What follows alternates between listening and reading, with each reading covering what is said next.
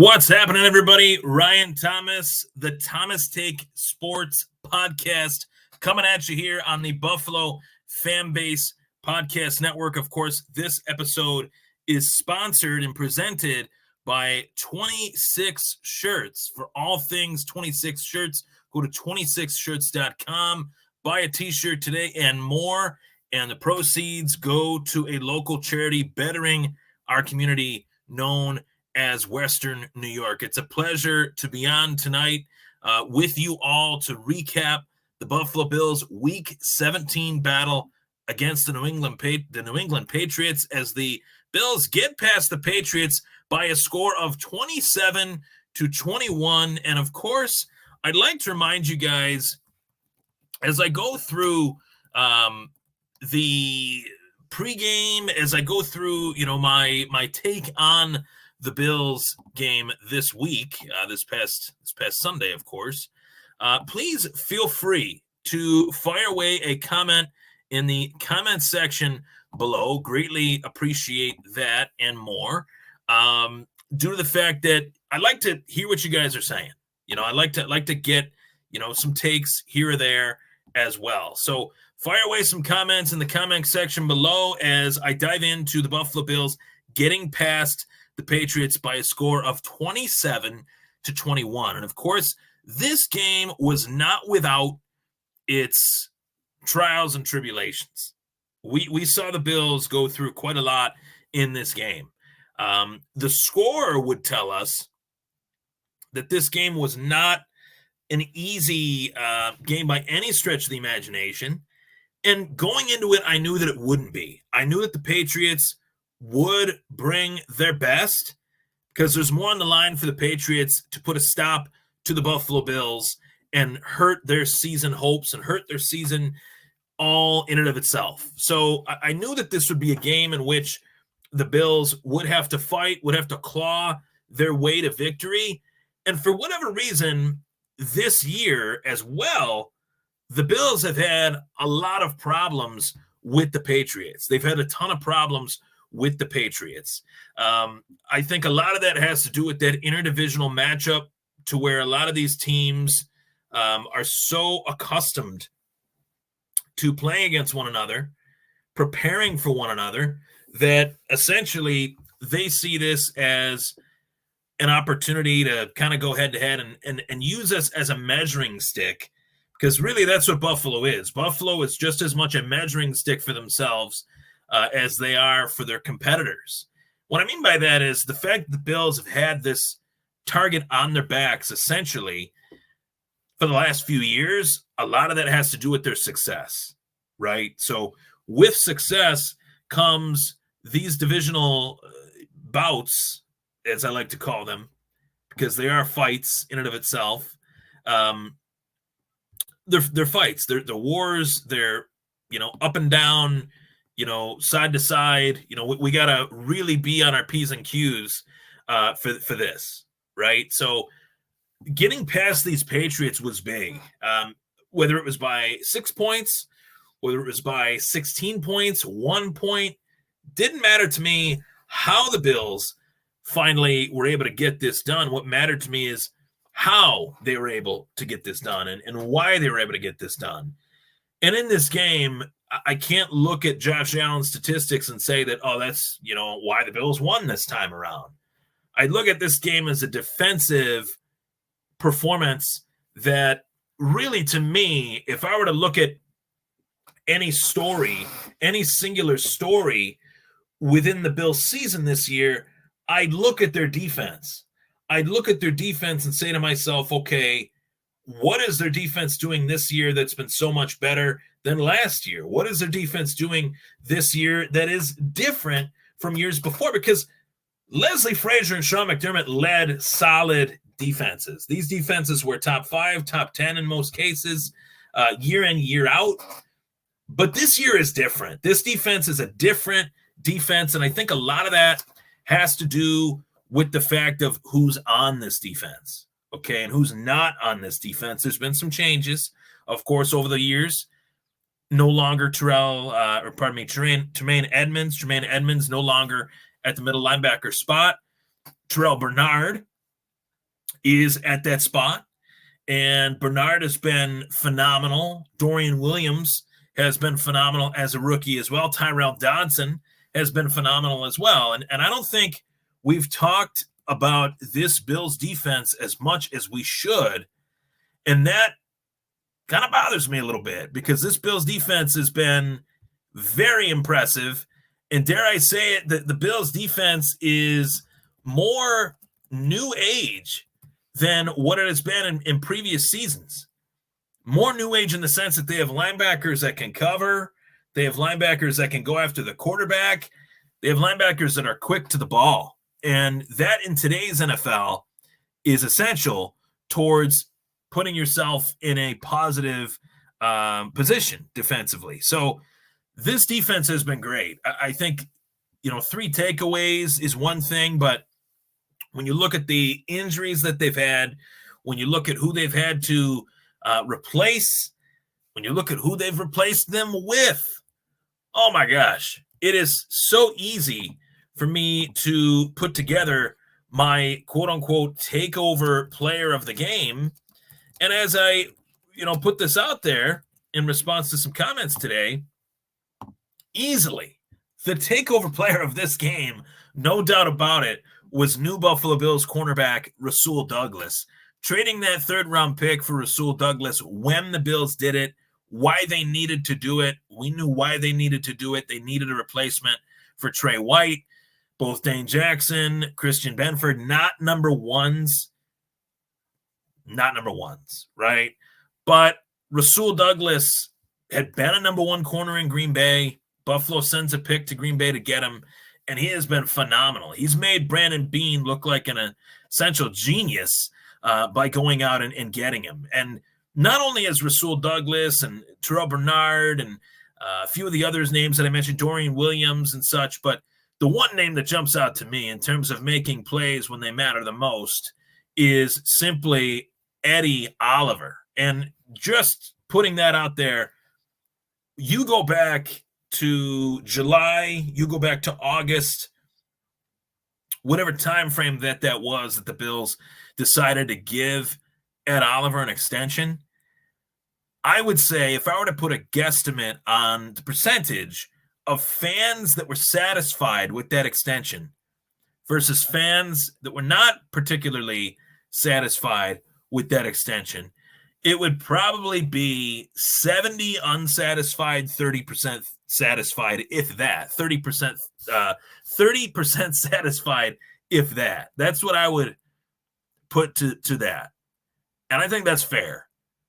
I could actually sway it a little bit, maybe 75-25, if I really want to go out on a limb here and just state the obvious that there was a large contingency of Bills Mafia that was flat out pissed that the Bills gave Ed Oliver the extension that they did. But with that extension came the simple fact that, I'm going to put the glasses on here and try to look smarter than I am, with the fact that Ed Oliver has been phenomenal for this team. He's been great for the Buffalo Bills. He's done everything that they've needed him to do this year and then some. And truthfully, I am just blown away by Ed Oliver in this season. Week to week, he makes plays each and every week. And not just plays, but plays in the most opportunistic moments, the moments in which that the Bills need those plays made the most, right? And that's what great players do. That's what happens when you have an elite player at a position that needs to perform on a week-to-week basis. There's no more crucial aspect to a defense in today's NFL than having guys that can go after and that can get after the quarterback. And Ed Oliver has been able to do that. He's helped Greg Rousseau. He's helped, of course, AJ Epinesa. But one man who has not helped the Buffalo Bills, and I greatly was looking forward to touching on this today. And I didn't put a banner on it, so if you hear me typing, I apologize. But Von Miller was inactive yesterday, Sunday, as I record this, obviously. This will be posted on Wednesday night. You're tuning in Wednesday night, 8 o'clock. Buffalo fan base, of course, pre-recorded, not live, but I had to make this very clear from the jump. Okay, glasses coming off now, going back to no glasses for this one. Looking into the camera here and just being flat out honest with the Bills Mafia at the 11:15 mark, looking into the camera here, letting you guys know, and for all you that tune into this show, number one, I greatly appreciate you. You can subscribe on YouTube, the Thomas Take Sports Podcast. You can also follow me on Twitter at Ryan Thomas Take. You can follow me on Instagram at Ryan Thomas Take. Von Miller is done. There is no debating it any further than just the simple statement. Von Miller is done. The thought of Von Miller being what he once was, I'd rather not lie to myself, number one. I'd rather not lie to you, the people that tune into this show every week, and tell you guys that Von Miller has anything left. Because that would be a lie. You guys know me as a straight shooter. Answer me this. Why would the Buffalo Bills put Von Miller out there for the majority of this season, only for him to be wearing a hoodie and sweatpants on the sideline in what was a win to have a 97% chance at getting into the playoffs? Lose, you have no chance, or a very limited chance, heading into Miami to make the playoffs. That the odds are further stacked against you. Why would they do that? Is it on the field reasons? Is it off the field reasons? I don't even want to speculate on that. As that news came in, as I was on Sunday sessions with Scott and Swank of 24/7 Buffalo Fandemonium, and you're looking at the champ of the 24/7 Buffalo Fandemonium Fantasy Football League, yours truly, Ryan Thomas. I said to myself, I don't even want to go down the road of why Von Miller was inactive off the field. I want to stick to what I know. I want to stick to the lane that I like to drive in is the lane of football, the X's and O's, the news, the sports, the stories, the team, the performance on the field. That's what I want to stick to here. I don't want to deviate from any of the off the field stuff because that's not my lane. That's not what I do. But can't help but wonder in this case if it's off and on the field stuff that is associated with this, being that they had started Von Miller week in, week out, and now he's just inactive for what is supposed to be one of the biggest games, not week 18, I'm sorry, week 17. So I put that week 18, it was week 17. So he might be inactive in week 18 too, for all we know. But looking into the camera here, 14 minutes into the show, Von Miller is done. The version of Von Miller that was in Denver is long gone. The version of Von Miller that was with the Rams in Los Angeles is long gone. The version of Von Miller that was signed to the tune of successfully achieving 8 sacks prior to the game in Detroit last season, prior to tearing his ACL, is gone. And you then add in the fact, outside of the injury being debilitating and being one that has definitely hurt his ability on the field, then you add in the off the field stuff, which is horrible.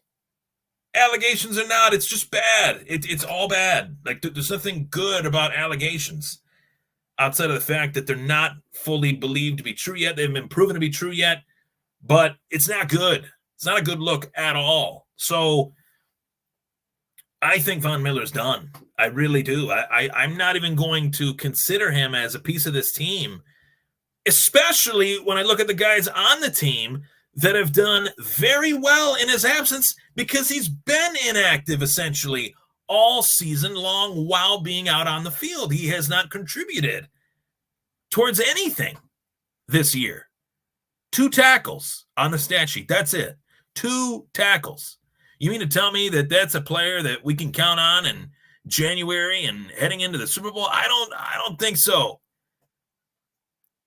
And yes, I hope I'm wrong, but all signs point to the fact that Von Miller is done. Finished. Finito. No more Von Miller anymore that we can rely on.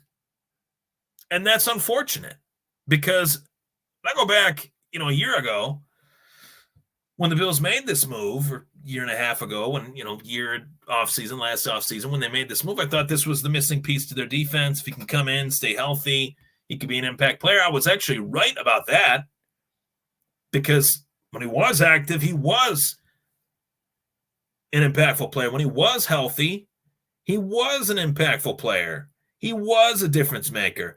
But this injury at his age, with what his position asks him to do physically, with that injury coming off of that, it's a very tall task at his age, 34, 35 years old next season. So I think Von will be retired next year. And for the sake of the Buffalo Bills, I hope that he is retired so that the Bills can move on from that contract, extend guys like A.J. Epinesa, extend guys like Leonard Floyd, who were signed to one-year deals in August, that look what he has done. Leonard Floyd, that is. Look what Leonard Floyd has brought to the table this year in comparison to Von Miller. This is arguably one of the best years of Leonard Floyd's career, and he's in his early 30s, right? So how does that extension look? Is it a one-year deal again? Is it a two-year deal at bookend his career? 3 years in Buffalo, I'm out, boom. Yeah, I wouldn't mind that over continuing to hope and live on a prayer that Von Miller can return to what he was. I hold the opinion that tearing your ACL at 33, 34 years old as a defensive end in the National Football League, it's pretty much a career ender. I said it then. I'm certainly saying it 2 tackles later now in a single season. He knows it just as much as anyone. He knows that he's trying to get back to who he was. He's having a very, very, very hard time doing that. And the coaching staff recognized it, which was why he was inactive, I'd like to believe, heading into this game against the New England Patriots. The key here, though, there's more to this story. It's going to ebb. It's going to flow. There's more to this story. So wondering what's going to happen is the next step. Wondering what's going to happen as Buffalo prepares to play the Miami Dolphins. I couldn't tell you if he's going to be out there confidently. I couldn't tell you confidently that he won't be out there. I don't know what the Bills are doing in this regard. It's like a touch and go situation, and I really hope that he's inactive because I don't think he brings anything to the table at this point. And a lot of Bills fans are going to say I'm being too harsh on Von. He's going through an injury. This is a performance-based business, much like any, right? Most businesses, you're performance-based in sales and marketing and anything like that. This is a productivity business. If you're not productive time and time and time again, we'll put somebody in that has a better chance at being productive. And even a guy like Jonathan Kingsley has a higher chance at being more productive than Von Miller at this point in Von Miller's career. If that doesn't tell you anything in terms of where the Bills are at, looking to get younger on the defensive side of the ball, Sean McDermott, this coach, right? In terms of what he does with his defense, why is this defense so successful? It's successful due to the fact that Sean McDermott interchanges a lot of these pieces. And if Von Miller is not interchangeable and productive, then he's not going to play, and nor should he play. So that's my take on the Von Miller situation. You guys didn't even think I was going to dive into that. I didn't tell you guys I was going to dive into that, but I sure as hell was going to dive into that situation because it's very important to me, and it's very important to the rest of Bills Mafia heading in to next week. Bills are hot. They're on fire. They were 5-5. They are 10-6. Easily, if they had gotten past Philadelphia, which they should have, had the Philadelphia, whoever Had they not had the referees in their side pockets and back pockets, they probably would have won that game. I say that jokingly, but at the same time, you look at that game and you say to yourself, what the hell was that? Why were some of those calls made?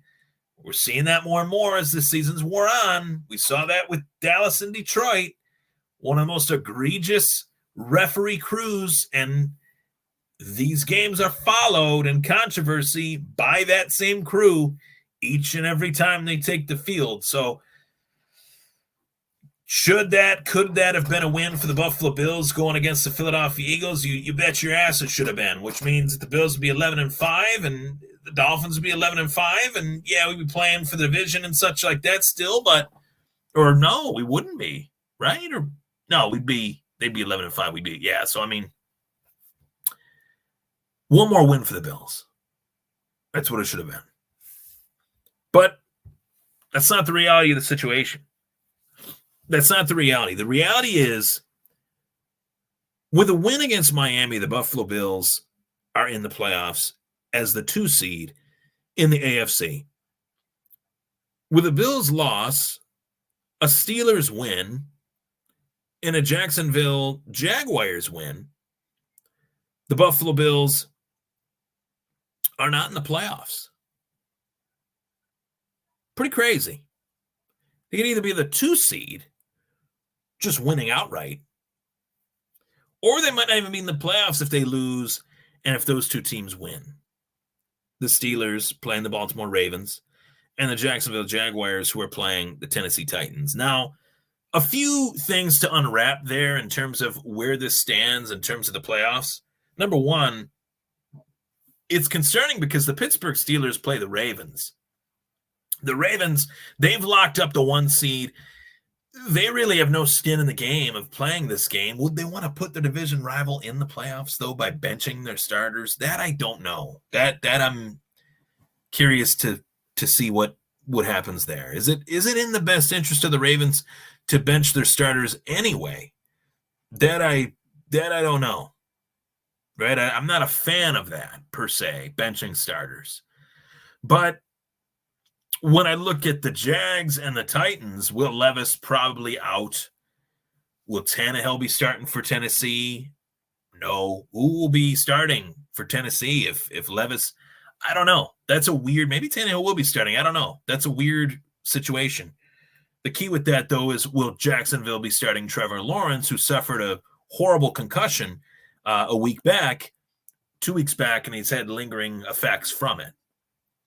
We'll find out.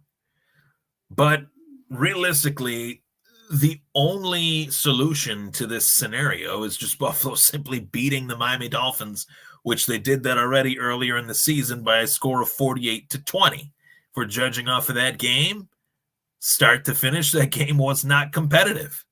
You can go back and watch it yourselves if you have NFL Plus. It was not competitive at all.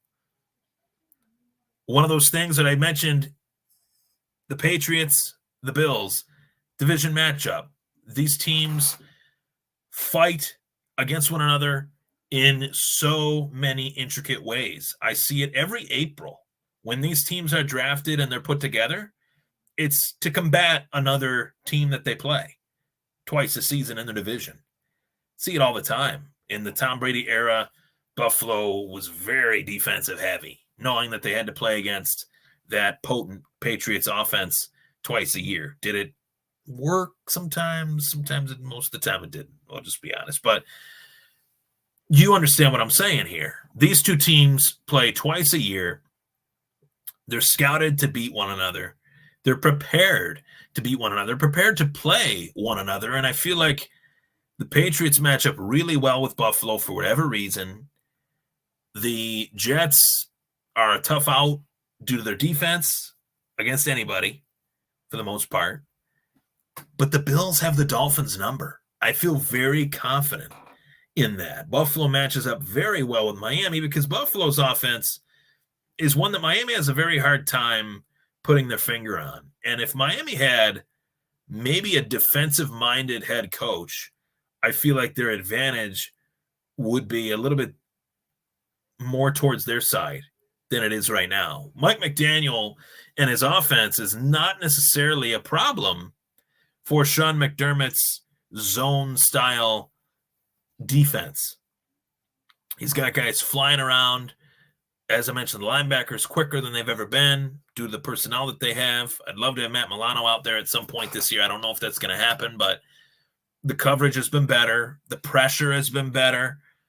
The emergence of Rasul Douglas as a true number one corner on this team is not something that should be underestimated because he's made multiple turnovers in multiple games. This is what his fourth pick, like his fifth turnover forced for the season while playing for the Bills since he got traded here like mid-season. So he's hot. He's somebody not to mess with. And Miami's banged up. Raheem Mostert didn't play last week. Jalen Waddle didn't play last week. Maybe they'll play this week, but you know they won't be 100%. And who is at this point in the year, though? But if Buffalo can get to Tua, and if they can shadow Tyreek Hill and not shut down the run game, because Miami's run game is just as good as anybody's, I don't think there's necessarily a way to shut that down entirely. But if any team could, it would be Buffalo with Ed Oliver, with Daquan Jones, with Tim Settle. I've seen a lot of progress from this run defense in the last few weeks. You go look at, the running backs that they've played against. Ezekiel Elliott didn't do a whole lot. The Patriots felt like they had to run some reverses, some hook and ladder stuff to get the Bills on their heels a little bit. But when teams try to run, just north-south run against the Bills, they have a very tough time doing it lately. And I think that if Miami tries to take that approach, just running downhill against Buffalo, it's not going to work. Taking it to the outside with the speed that they have could be something that Buffalo should be on the lookout for. Defensively, of course. Then offensively, on the flip side, Josh Allen has lost 2 games to the Miami Dolphins in his career, which spans, 6 seasons now? One was in the 130-degree heat, and the other, Allen led the Bills down the field, threw a ball to a wide-open Charles Clay, former Buffalo Bills tight end, who dropped that ball in the end zone. So had Clay held that with his hands, like he's paid to do so at the time, that's a win for the Bills. Pretty crazy, right? Only 2 losses against Miami in his career, in Allen's career, which that's another topic heading into this one that is going to be difficult to dive into for me. I mean, how hurt is Josh Allen right now? Is that a valid question? How hurt is he? And I think it's beyond what we saw, the third to last play of the game, where we saw the Bills run the football with Allen, and he got double hit by the defenders there in New England and came off the field. Kyle Allen did the victory formation and sealed the deal for the Bills with that knee to end the game. Downing the football, of course. And if Josh Allen is hurt, that could really change things for this team. But they got to get him some recovery. They got to get him some rest, because this is win and you're in as the 2 seed with a home game in the wild card round against the 7 seed. Massive implications in this one. This is probably one of the biggest games in recent Bills history, and it sure as hell is the biggest single game in probably 20 years in Bills-Dolphins rivalry history. And that rivalry dates back to the American Football League. So both teams, a lot of history here. Buffalo going to the 4 straight Super Bowls that they did in the early 90s. The rivalry was dominated by the Bills in that span of time, but the rivalry was dominated for over almost a decade by the Miami Dolphins in the 70s. The Bills didn't beat them in the 70s at all. So that's something, right? The Dolphins were pretty damn good. Don Shula was a pretty damn good coach, right? One of the best. So undefeated in 72. Nobody's done that since. So a lot to like about Sunday night football, 8:20, Bills, Dolphins. You know where you can check out a great post-game show right here on the Buffalo Fanbase Podcast Network or on any and all social media, the Thomas Take Sports Podcast, hosted by yours truly. Now, one thing I'd like to say is I wanted, ideally, my goal was to have a wide array of guests on the podcast this year. I wasn't really able to do that. And a lot of it wasn't for a lack of trying. A lot of it was for a lack of time on my part, on scheduling with guests. Had a hard time doing that this season. And it was a lot of, outside obligations that I had to tend to that, were work related at the day job. But I know one thing, putting this out 2024 is going to be a phenomenal year for me. It's going to be a phenomenal year for you too that have followed the show for as long as you have. I'm really looking forward to making some big strides, making some big changes, big moves. I have a lot of productive projects that I'm going to complete, going to work on, going to finish, heading into football season next season that I'm really excited about. And I can't wait to be a part of just adding more content to my wide array of content that I've already created over the years. So it's been a great season thus far to be a part of the Buffalo Fanbase Network. Really enjoyed you guys hopping on Wednesdays for this show to get the outreach of the Twitter, X, Facebook, YouTube, you name it. It's been great. So I'm really looking forward to just continuing to add more content out there for you guys, and greatly appreciate you guys tuning into the show. Score prediction for the Buffalo Bills versus the Miami Dolphins. I have the Bills winning this one 34-28. Bills, 2 seed in the AFC. Thank you so much for tuning into the Thomas Take Sports Podcast. I'm Ryan Thomas.